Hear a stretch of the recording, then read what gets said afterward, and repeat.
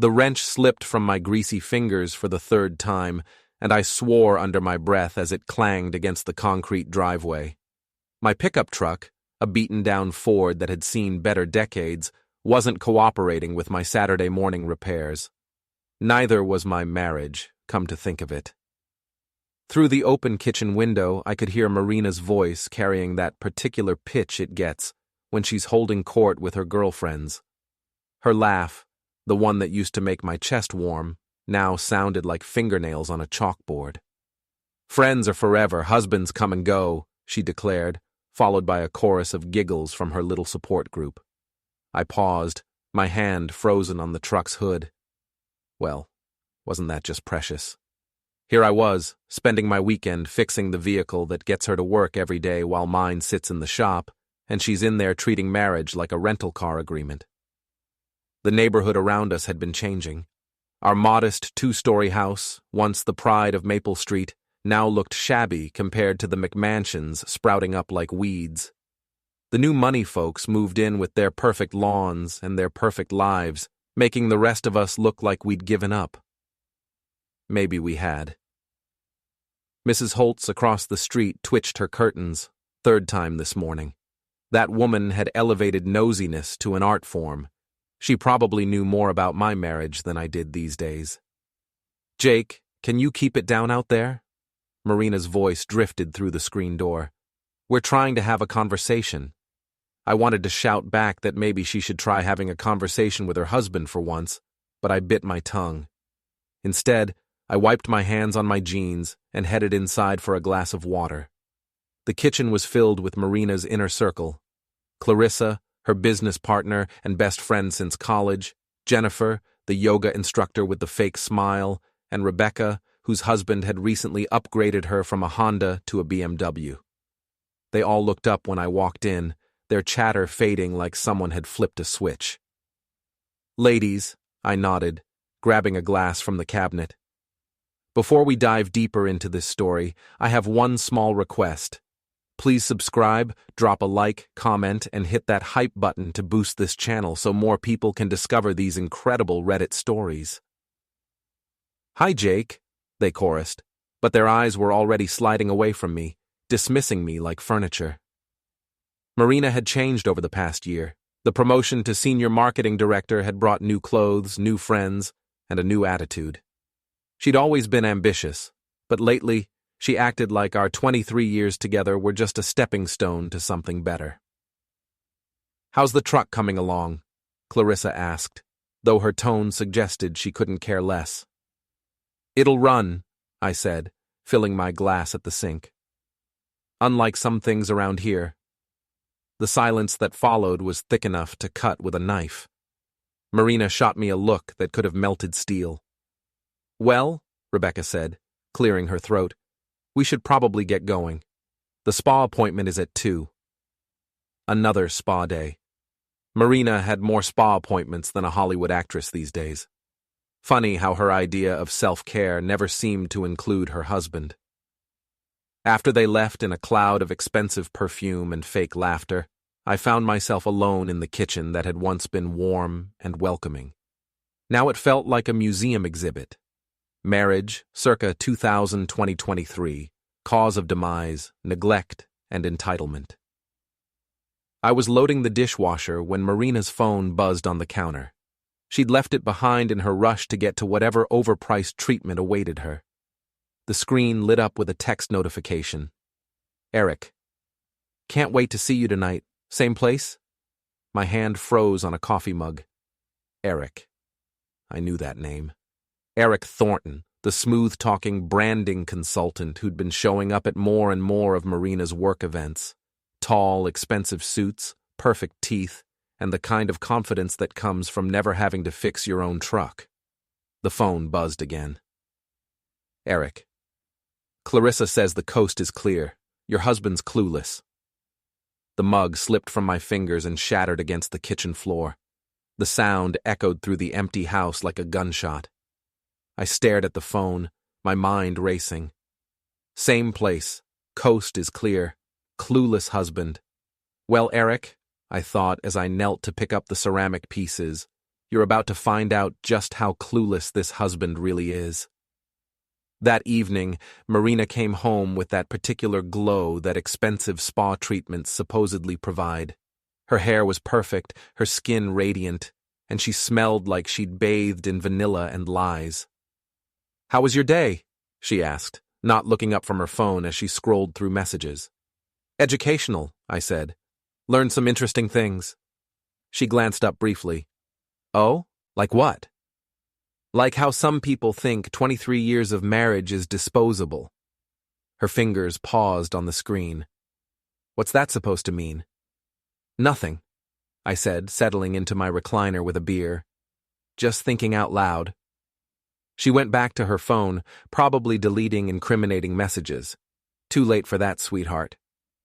The next morning, I made a decision that would change everything. Instead of my usual Sunday routine of watching football and avoiding Marina's friends, I decided to become social. Very social. "I'm thinking of joining Dave's boxing gym," I announced over breakfast. Marina looked up from her Greek yogurt and organic berries. "Boxing? Jake, you're 52. "Exactly. Time to get back in shape. Maybe meet some new people. Make some friends of my own." Something flickered across her face. Surprise, maybe even concern. "I didn't know you wanted to make new friends." "Well, you know what they say. Friends are forever." That afternoon I drove to Dave's gym on the south side of town.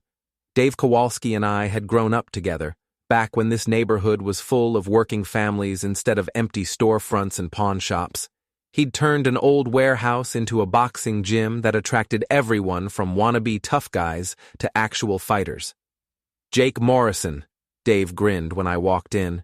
"Haven't seen you in months. What brings you to my palace of pain?" "Need to hit something," I said. "Preferably something that won't hit back." Dave's expression grew serious. He'd been married 3 times, so he recognized the signs. "Marina trouble?" "You could say that." He handed me a pair of gloves. "Heavy bags over there. Work out some frustration, then we'll talk." An hour later, sweating and slightly less angry, I sat with Dave in his cluttered office above the gym floor. Through the window, I could see guys half my age trying to prove they were tough. "So what's the story?" Dave asked, cracking open 2 beers. I told him about the text messages, the spa days, the way Marina had been treating me like I was invisible. Dave listened without interrupting, nodding occasionally. "Eric Thornton," he said when I finished. "I know that name. Comes in here sometimes with his personal trainer. Likes to act like he's slumming it with the common folk." "Really?" "Yeah. Drives a white BMW, wears designer workout clothes, tips like he's doing us a favor." Dave leaned back in his chair. "You want my advice?" "That's why I'm here. Don't do anything stupid, but don't do nothing either. Guys like Thornton, they think they're untouchable. They think guys like us are too dumb or too scared to fight back." "And are we?" Dave smiled, and for a moment, I saw the kid who'd once knocked out Tommy Patterson in the school parking lot. "Depends on how smart you want to be about it." That night, I lay in bed listening to Marina's breathing, wondering when we'd stop talking to each other. When had we become strangers sharing a mortgage? My phone buzzed with a text from an unknown number. "Your wife's at the Riverside Inn, room 237. I stared at the message, my heart hammering. Someone else knew. Someone else was watching. I slipped out of bed and grabbed my jacket. Time to see just how clueless this husband really was. The Riverside Inn was a mid-level hotel downtown, the kind of place business travelers stayed when their company was watching expenses. I parked across the street and waited. At 11:47 p.m., Marina's car pulled into the lot. She sat for a moment, checking her appearance in the rearview mirror, then walked quickly toward the entrance. She moved like someone who'd done this before. 5 minutes later, a white BMW pulled up. Eric Thornton stepped out, looked around nervously, then followed the same path Marina had taken. I sat in my truck for another hour, watching the light in room 237. When it finally went dark, I drove home and climbed back into bed next to my cheating wife. But first, I left a note on her car windshield. Forever's a long time to hide a secret. The next morning, Marina found the note. I watched from the kitchen window as she unfolded it, her face going pale. She looked around the neighborhood like she expected to see someone watching, then quickly stuffed the paper into her purse. "Everything okay?" I asked when she came inside. "Fine," she said, but her voice was tight. "Just some advertising flyer." "Ah." I poured myself another cup of coffee. "You know, I've been thinking about what you said yesterday, about making friends." She was checking her phone, probably texting Eric or Clarissa. "What about it?" "I think you're right. A man needs friends, people he can trust." I emphasized the last word just enough to make her look up. "People who have his back." That's great, Jake, really." But she didn't look like she thought it was great. She looked worried. Over the next week, I threw myself into social activities with the enthusiasm of a man having a midlife crisis. I joined Dave's gym officially, started hanging out at Murphy's Tavern after work, and even showed up at a neighborhood barbecue I'd been avoiding for 3 years. The funny thing about being invisible for so long is that when you suddenly become visible, people notice. Mrs. Holtz actually waved when she saw me working in the yard. Tom Bradley from down the street invited me to his poker game. Even Marina's friends started acknowledging my existence. "Jake seems different," I overheard Jennifer tell Marina during one of their kitchen conferences. "More, I don't know, confident?" Marina's response was too quiet for me to catch, but her tone wasn't happy. I was at Murphy's on Thursday night, shooting pool with some guys from the neighborhood, when my phone rang. Marina. "Where are you?" she asked. "Murphy's, playing pool with the guys." "What guys?" "New friends, like you suggested." I lined up a shot on the 8-ball. "Why, need something?" We haven't spent much time together lately." The irony was so thick I could have spread it on toast. "Well, you've been busy with your friends too.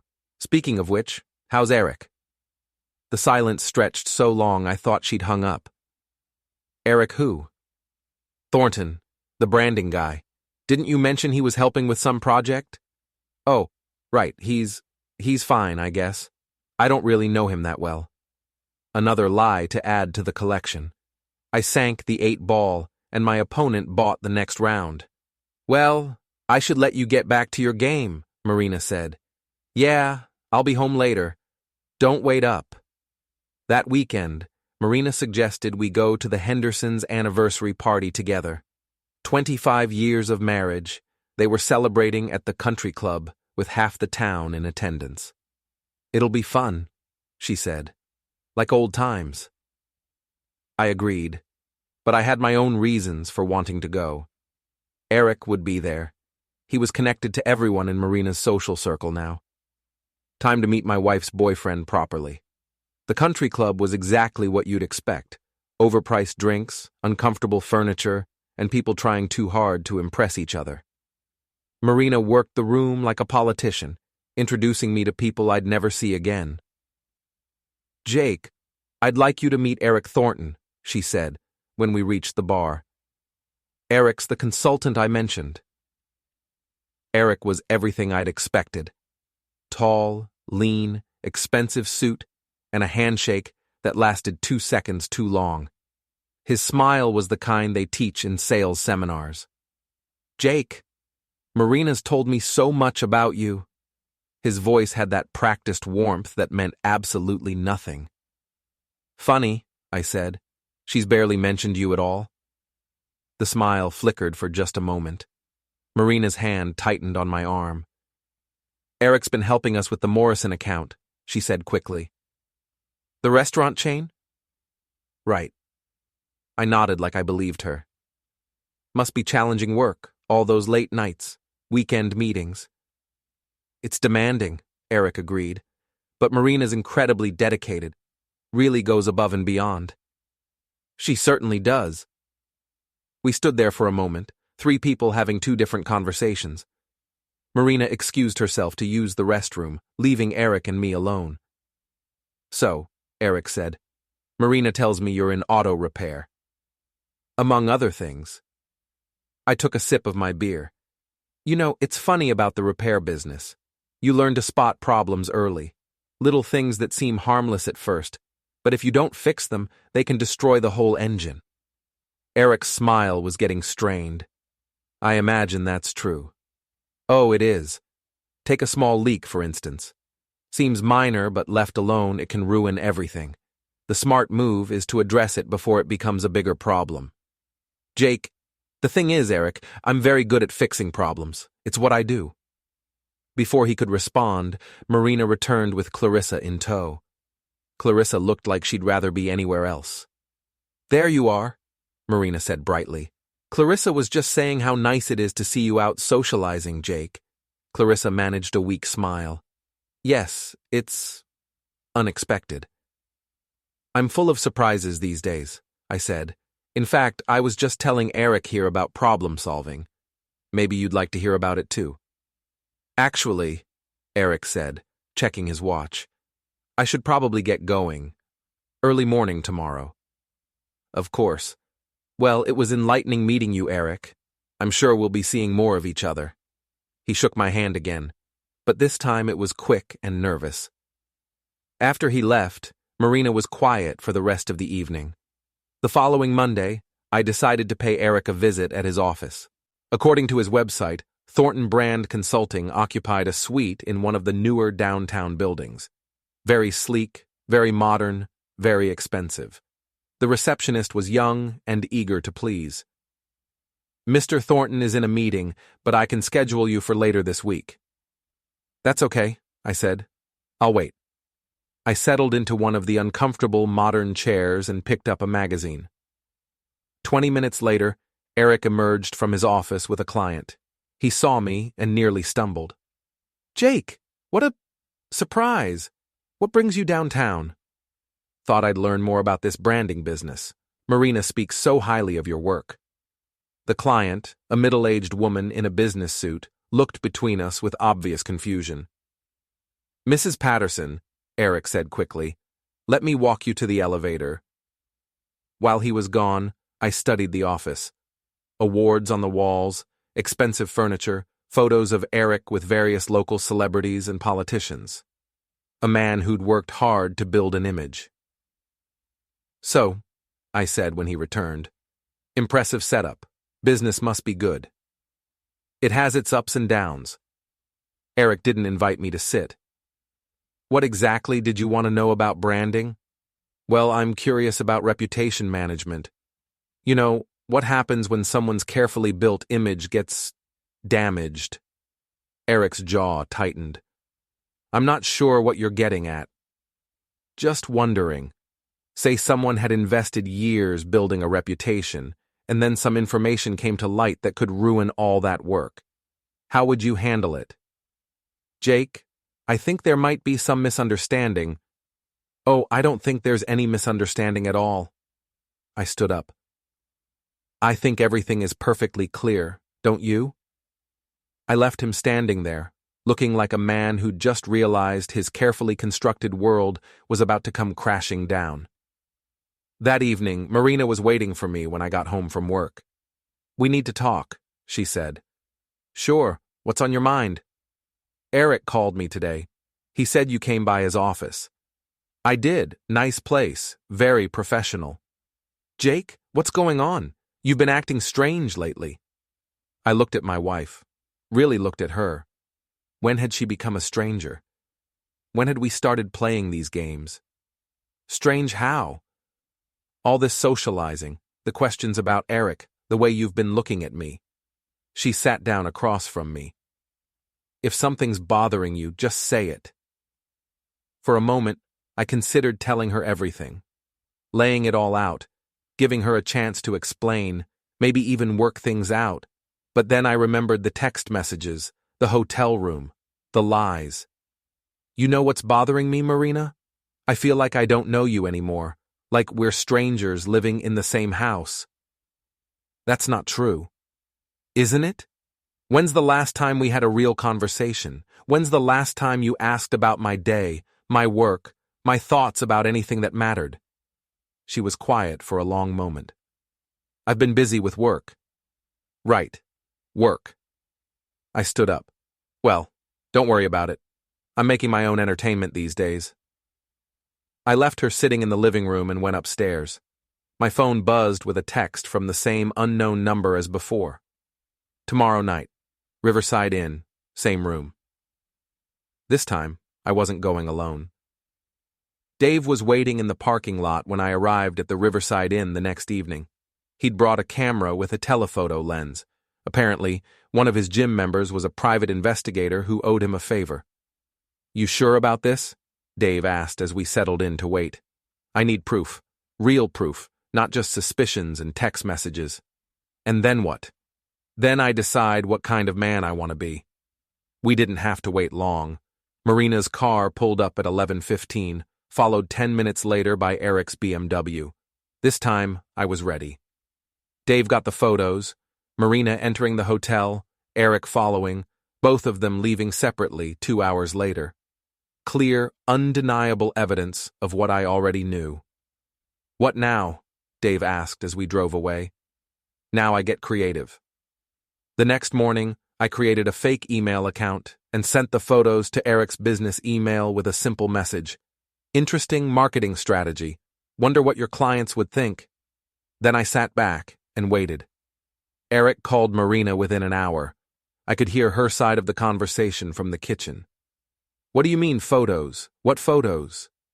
A long pause. "That's impossible. Nobody knows." Another pause. "Well, obviously somebody knows." She hung up and immediately called Clarissa. This conversation was quieter, but I caught enough to understand they were in full panic mode. That afternoon, Marina came home early from work, something she hadn't done in months. "Jake, we need to talk." "Again? We seem to be doing a lot of talking lately." "I'm serious." She sat down across from me, her hands folded tightly in her lap. "I think someone's watching me." "Watching you? Why would anyone watch you?" "I don't know. But there have been signs, notes on my car, strange phone calls." I kept my expression neutral. "What kind of notes?" "Just weird things, like someone knows something about me." "What could anyone know about you that would be worth watching for?" She stared at me for a long moment, and I could see the wheels turning. She was trying to figure out how much I knew, how much was safe to say. "Nothing," she said finally. "That's what makes it so strange." "Maybe you should call the police." "The police?" She looked genuinely alarmed. "No, I don't think that's necessary." "Why not? If someone's stalking you, that's serious." "It's probably nothing. Just some crazy person." "Well," I said, "if it gets worse, let me know. I'd hate for anything to happen to you." The emphasis I put on the word anything made her flinch. That weekend, Marina announced she was going out of town for a work conference. Chicago, 2 days, very important client. "Which client?" I asked. "Morrison Industries, the restaurant people." Another lie. I'd already confirmed that Morrison Industries wasn't having any conferences in Chicago. But I let her pack her bags and drive away, knowing exactly where she was really going. The lakeside cabin was about an hour north of town, a rental property that Eric had booked under his company name. Remote, private, perfect for a romantic getaway. Also perfect for what I had planned. I waited until they'd been there for a few hours, then drove up the winding road that led to the cabin. Eric's BMW was parked next to Marina's car in the gravel driveway. I didn't knock. The front door was unlocked. City people never learned proper security. I walked in to find them on the couch, wine glasses on the coffee table, Marina's head on Eric's shoulder. "Evening, folks!" Marina screamed. Eric jumped up so fast he knocked over his wine. "Jake, what are you doing here?" "Funny thing," I said, settling into the armchair across from them. "I was going to ask you the same question. Thought you were in Chicago." "I can explain. I'm sure you can. You've gotten very good at explaining things lately. I looked at Eric, who was standing frozen by the couch like a deer in headlights. Eric, good to see you again. How's the branding business? Jake, Marina started, but I held up a hand. Let me save us all some time. I know about the affair. I know about the hotel rooms, the fake work trips, the lies. I know about all of it. The silence that followed was deafening. Marina's face had gone white, and Eric looked like he might throw up.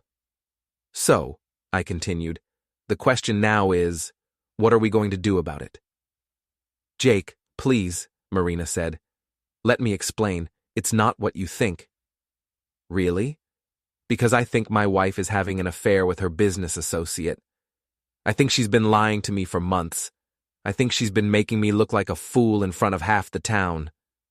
I leaned forward. Which part did I get wrong? Eric finally found his voice. Look, man, I never meant for this to happen. It just did. Things like this don't just happen, Eric. People make choices. My wife chose to cheat. You chose to help her. Now I get to choose what happens next. What do you want? Marina asked quietly. Good question. I stood up and walked to the window, looking out at the dark lake. You know, I've been thinking about that a lot lately. What I want, what I deserve, what would make this right. I turned back to them. Here's what's going to happen. You're both going to pack up your little love nest and go home. Tomorrow, Eric, you're going to end your business relationship with Marina's company. Marina, you're going to tell Clarissa and your other friends that you've made some poor choices and need to focus on your marriage. And if we don't? Eric asked. I smiled. Then everyone in town gets to see the photos I took tonight. Your wife, Eric, your clients, Marina's boss, everyone. You're bluffing, Marina said. I pulled out my phone and showed them the pictures Dave had taken at the hotel, plus the new ones I'd snapped through the cabin window. Their faces told me everything I needed to know. Am I? They packed in silence while I watched. As they loaded their cars, Marina turned to me one last time. Jake, we can work this out. We can go to counseling, figure this out. We could have done that before you decided to work things out with Eric instead. Please, don't destroy our marriage over this. I didn't destroy our marriage, Marina. You did. I'm just deciding whether it's worth rebuilding. She drove away first, leaving Eric and me alone in the driveway. For what it's worth, he said. I am sorry. No, you're not. You're sorry you got caught. There's a difference. He got in his car and drove away, leaving me standing alone by the lake. My phone rang as I was walking back to my truck. Unknown number again. Enjoying the show, I answered. Very much. The voice was female, familiar, but I couldn't place it. Who is this? Someone who's been waiting a long time to see Marina Morrison get what she deserves. Clarissa? A laugh. Good guess, but no. Let's just say I'm a friend. What do you want? To help. Marina's made a lot of enemies over the years, Jake. You're not the only one who wants to see her fall. I'm listening. Tomorrow night, Murphy's Tavern. Come alone. The line went quiet, leaving me with more questions than answers. But as I drove home through the dark countryside, one thing was becoming clear. This was bigger than just an affair. Marina had gotten herself involved in something that went deeper than I'd realized, and I was about to find out just how deep. Murphy's Tavern on a Tuesday night was nearly empty, just a few regulars nursing beers and watching sports highlights on the old television above the bar. I'd been waiting for 20 minutes when she walked in. Rebecca Chen. Marina's yoga friend, the one with the BMW and the perfect smile, only she wasn't smiling now. Jake. She slid into the booth across from me, declining my offer to buy her a drink. Thanks for coming. You're the one who's been sending the text messages. Among other things. She folded her hands on the table. How much do you know about your wife's business dealings? I know she's been sleeping with Eric Thornton. That's just the surface. Marina's been using her position at the marketing firm to funnel clients to Eric's consulting business. Clients pay premium rates for services they never receive, and Marina gets a cut of the profits. I stared at her. That's quite an accusation. It's not an accusation. It's fact. Rebecca pulled out a tablet and showed me a series of documents. Invoices, email chains, bank transfers. Marina's been running a side business for over a year. The numbers were staggering. Hundreds of thousands of dollars in fraudulent billing, fake contracts, phantom services. Marina wasn't just cheating on me, she was cheating her clients. Why are you showing me this? Because 6 months ago, she tried to recruit me. When I refused, she made sure I lost 3 major accounts. Marina Morrison doesn't like people who won't play her games. So this is revenge. This is justice. Rebecca's voice was hard. She's been destroying people for years, Jake. Ruining careers, stealing clients, manipulating everyone around her. The affair with Eric is just her latest scheme. I scrolled through the documents, my anger building with each page.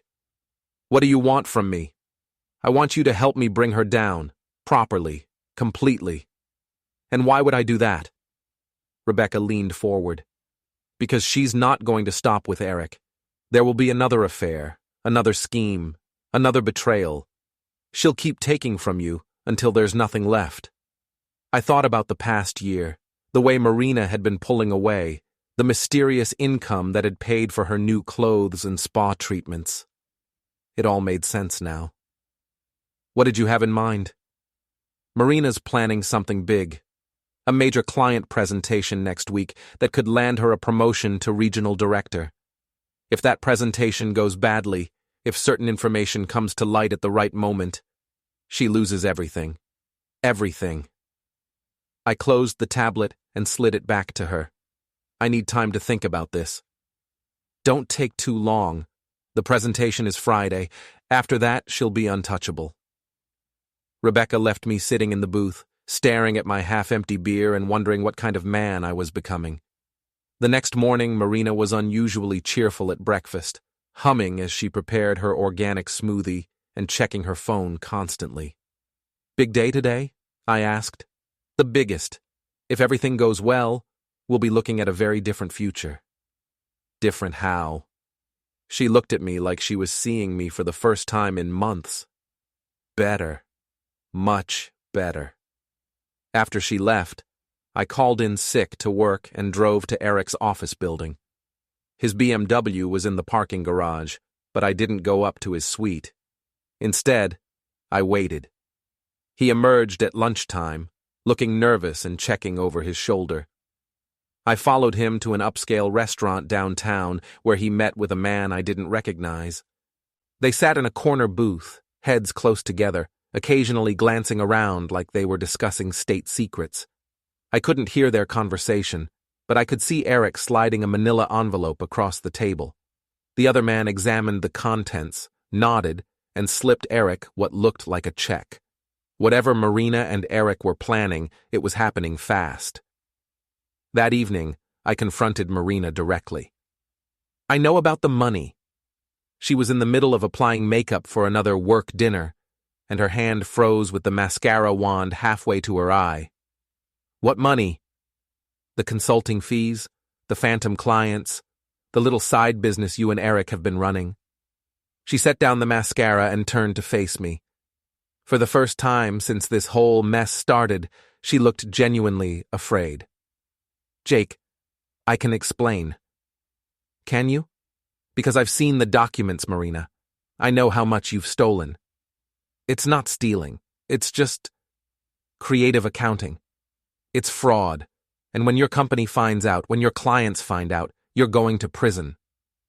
She sat down heavily on the bed. How did you find out? Does it matter? The question is, what are you going to do about it? What do you want? I looked at my wife, this woman I'd loved for over 2 decades, who had become a stranger capable of theft and betrayal, and felt something inside me break. I want you to stop. End it with Eric, return the money, come clean to your company. I can't do that. Why not? Because it's too late. We're in too deep. She stood up, her fear replaced by defiance. And because I don't want to stop. For the first time in years, I feel alive. I feel like I matter. You mattered to me. Did I? When's the last time you looked at me like I was more than just another piece of furniture in this house? When's the last time you gave me a reason to? We stared at each other across the bedroom that had once been our sanctuary, now feeling like a battlefield. This is what you want? I asked. This is the life you're choosing? Yes. Then you can have it. But you're going to have it without me. I walked out of the room, out of the house, and drove straight to Rebecca's address. She answered the door in yoga clothes, unsurprised to see me. I'm in, I said. Good. She stepped aside to let me enter. Let me show you what we're going to do. Her living room was set up like a war room, with documents spread across every surface, photographs pinned to a bulletin board, and a laptop computer displaying what looked like financial records. Marina's presentation is tomorrow at 2 p.m. The client is Hartwell Industries, a major manufacturing company looking to rebrand their entire corporate image. The contract is worth over $2 million. And the presentation Marina's planning to give is mostly Eric's work, passed off as her own. The financial projections are inflated, the timeline is impossible, and the budget includes charges for services that don't exist. Rebecca handed me a thick folder. Everything's in there. If the right person were to share this information with Hartwell Industries at the right moment, Marina loses the contract and probably her job. At minimum, if Hartwell decides to investigate further, they might discover the pattern of fraud. That could lead to criminal charges. I flipped through the folder, seeing months of careful documentation. You've been planning this for a while. Marina destroyed my career, Jake. She's destroyed other people too. Someone needs to stop her. And you think I'm that someone. I think you're the only one who can get close enough to make it count. I closed the folder and looked around the room at the evidence of my wife's crimes. What exactly do you need me to do? Rebecca smiled for the first time since I'd known her, but it wasn't a pleasant expression. I need you to be in that conference room tomorrow when Marina gives her presentation, and I need you to ask the right questions at the right time. That's it? That's everything. I left Rebecca's house with the folder under my arm and a plan that would either save my marriage or destroy it completely. But as I drove home through the quiet streets of our neighborhood, I realized the marriage was already destroyed. Now I was just deciding how to clean up the wreckage. The Hartwell Industries headquarters occupied an entire floor of the newest office building downtown. I'd never been inside before. It was the kind of place that required appointments and security badges, where people like me usually only came to fix the air conditioning or unclog the drains. But today, I was here as Jake Morrison, concerned husband and potential business partner. Rebecca had done her homework. She'd discovered that Hartwell was looking for local contractors to handle facility maintenance for their expanded operations. My auto repair background, combined with some creative resume enhancement, had gotten me a preliminary meeting scheduled for 2:30 p.m. 30 minutes after Marina's presentation was supposed to end. I sat in the lobby, watching employees come and go, wondering if I was making the biggest mistake of my life. The folder Rebecca had given me was in my briefcase, along with copies of the financial documents and photographs that proved Marina's fraud. At 1:45, I saw her step off the elevator. Marina looked stunning, dressed in a charcoal gray suit that probably cost more than I made in a week. Her hair was perfect, her makeup flawless, and she carried herself with the confidence of someone who'd never failed at anything important. She didn't see me. I was just another middle-aged man in an uncomfortable suit, invisible in the way that people like Marina had trained themselves not to see people like me. 5 minutes later, Eric arrived. He looked nervous, constantly checking his phone and adjusting his tie. When the elevator doors closed behind him, I stood up and approached the reception desk. "Excuse me?"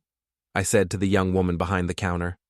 "I'm supposed to meet with someone from the Morrison Industries presentation. Jake Morrison. I think there might be some confusion about the name." She checked her computer.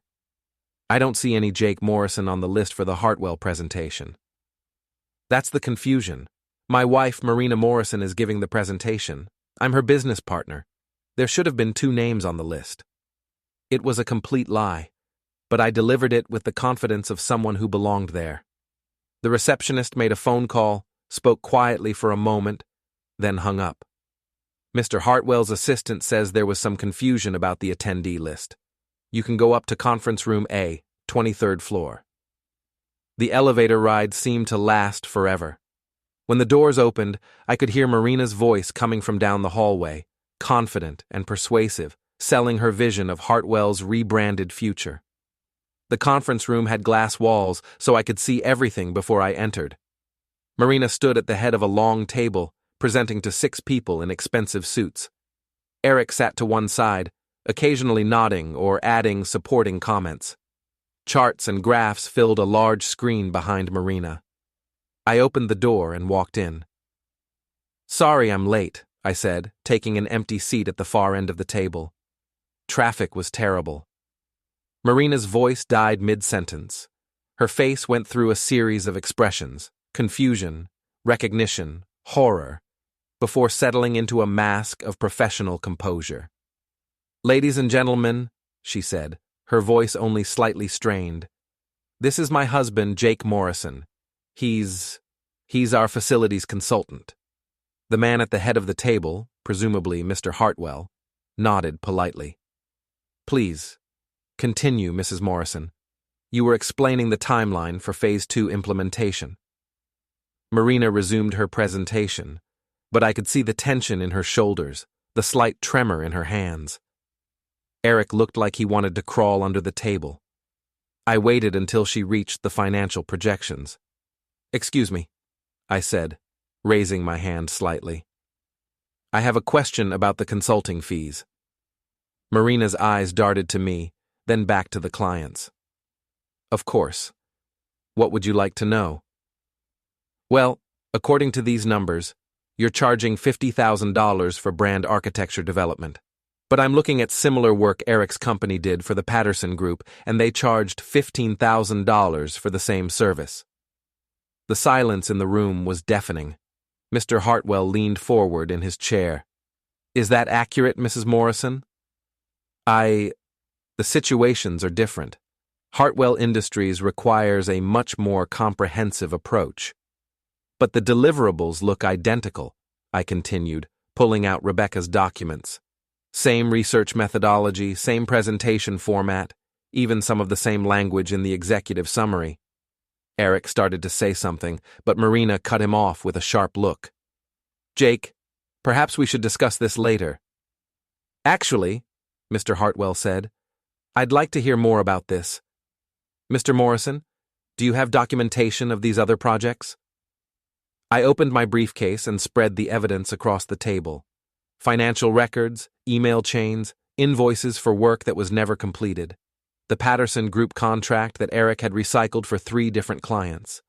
Bank records showing Marina's kickbacks. "This is highly irregular," Marina said, but her voice was getting desperate. "These documents are confidential. I don't know how Jake obtained them, but—" "I obtained them from Rebecca Chen," I said. "One of your former friends, who you tried to recruit into this scheme. When she refused, you had her blacklisted from half the marketing firms in town." Mr. Hartwell was examining the documents with the attention of someone who'd built a multi-million-dollar company by paying attention to details.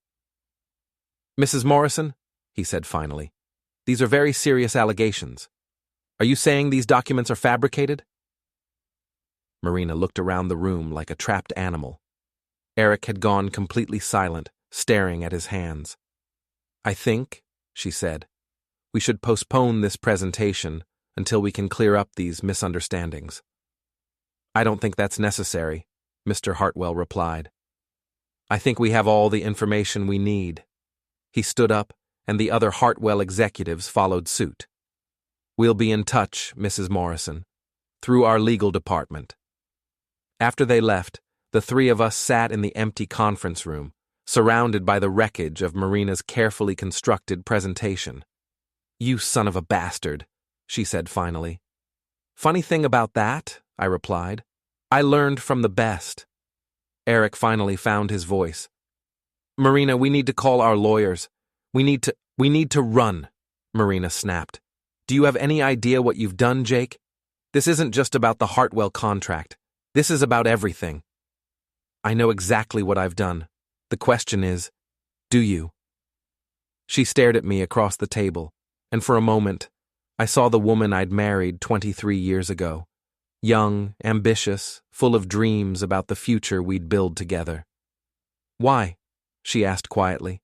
"Because you forgot who you were, and you forgot who I was." "I never forgot. I wanted more." "More what?" "More everything. More money, more respect, more excitement. More than this small town, more than this small life." She gestured around the conference room. "This was supposed to be my way out." "Our way out," Eric added weakly. I looked at both of them, these two people who'd convinced themselves that lying and stealing and betraying were justified by their ambitions. "Well," I said, standing up, "congratulations, you're definitely getting out." I left them sitting there and took the elevator down to the lobby. As I walked across the marble floor toward the exit, I felt something I hadn't experienced in months. Relief. My phone rang as I reached my truck. Unknown number, but I recognized the voice. "How did it go?" Rebecca asked. "It went exactly like you said it would." "Good. Marina's finished in this town. Eric too, once word gets around. And what about you? What do you get out of this?" "I get to watch them fall as far as they made me fall. Sometimes that's enough." I hung up and drove home through the familiar streets of the neighborhood where Marina and I had planned to grow old together. The house was empty when I arrived, but I could see that Marina had been there. Drawers pulled out, closets emptied, important papers missing from the home office. She'd run, just like she said she would. There was a note on the kitchen table, written in her precise handwriting. "Jake, by the time you read this, Eric and I will be gone. I know you think I'm a terrible person and maybe you're right, but I want you to know that I did love you once. I just forgot how. I hope someday you can forgive me, but I understand if you can't. Take care of yourself. M." I read it twice, then crumpled it up and threw it in the trash. The house felt different without her presence. Not empty, exactly, but quiet in a way it hadn't been for years. I walked through the rooms we'd shared, looking at the photos and mementos of our life together, wondering which memories were real and which had been lies. My phone buzzed with a text from Dave. "Beer? Murphy's?" I grabbed my keys and headed for the door. Outside, Mrs. Holtz was watering her flowers, and she waved when she saw me. "Evening, Jake. Quiet night?" "The best kind," I replied. As I drove toward Murphy's Tavern, toward my friend and a cold beer and whatever came next, I realized that Marina had been wrong about one thing. This wasn't a small life. It was my life. And for the first time in years, that felt like enough.